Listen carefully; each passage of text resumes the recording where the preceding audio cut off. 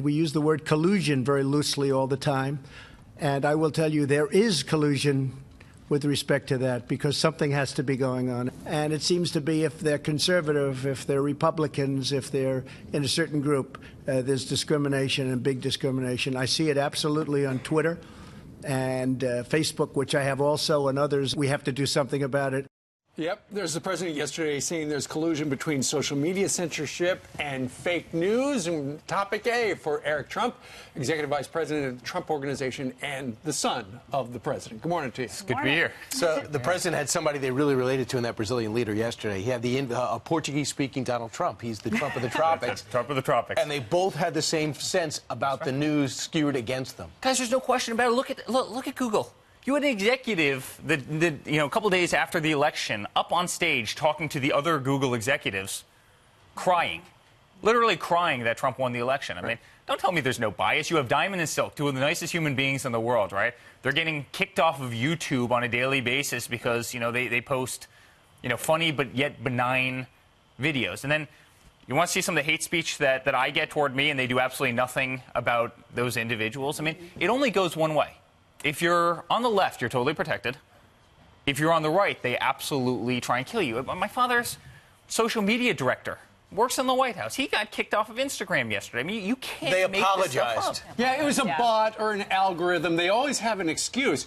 What can people actually do? You know what the fundamental problem is? The people within these companies, they are so much on the opposite side that even when it goes to a human to check, right, and you want to keep certain things off.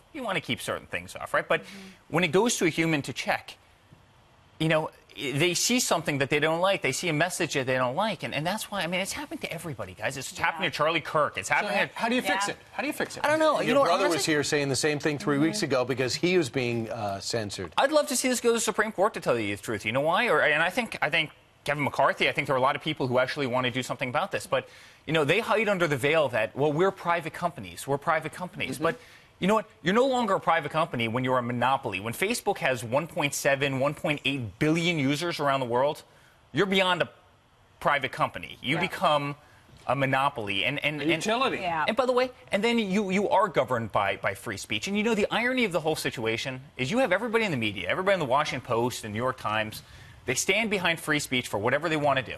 As tragic as it often is, whatever they want to do. Yeah. Yet when conservatives are out there and they're getting censored by, big tech, they say absolutely nothing about it. And honestly, it's a disgrace. Eric, I wish I could say it was just social media where this bias lies, but take a listen to what Ted Koppel had to say recently. I want to get your reaction.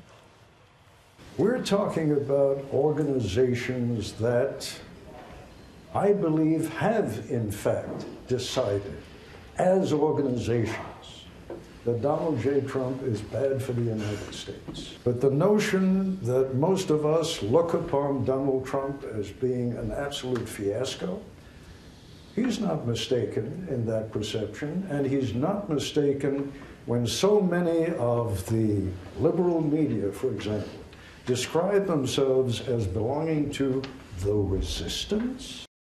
Koppel, not a right-wing loyalist, but this is just a guy who's been in the industry for a long time, and like any sane person who has eyes and ears, he's saying, listen, this is an agenda-driven media now. It absolutely is. Read the Washington Post on any given day. Read the New York Times on any given day. Watch Chris Cuomo or one of these guys on CNN any night. Right? Just the hatred. You can see hatred in people's eyes, and the hatred comes through, guys. And what the worst part about all of this?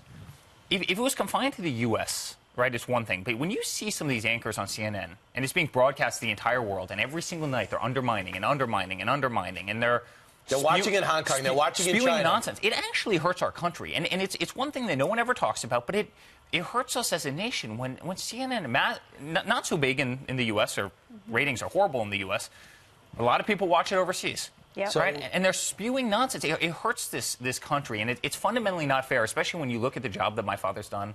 You look at the economy and where it is. Our country is on fire in terms of our economy. We've got the lowest unemployment we've ever had. Wages are... And 71% of the people are happy with the economy. But, Eric, let me ask you something. By the way, by CNN's own poll. Yeah. 71% of people by CNN's own poll are happy with the economy. So let me ask you a quick question. The New York Times does forensics on your organization and the president. Meanwhile, you're running the company, you and Don Jr.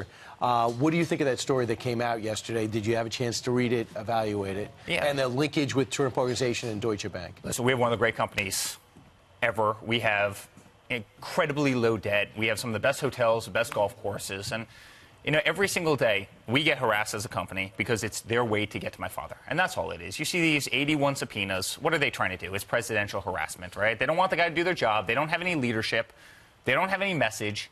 You know, their star people, AOC, are totally faltering because they're almost crazy at this point.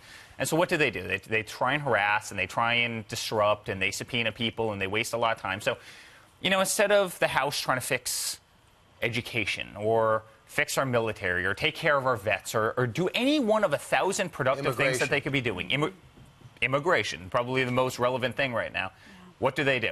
You know, they bring a con man, a convicted felon, they parade him, they put him on TV for days and days and days. They waste so much time.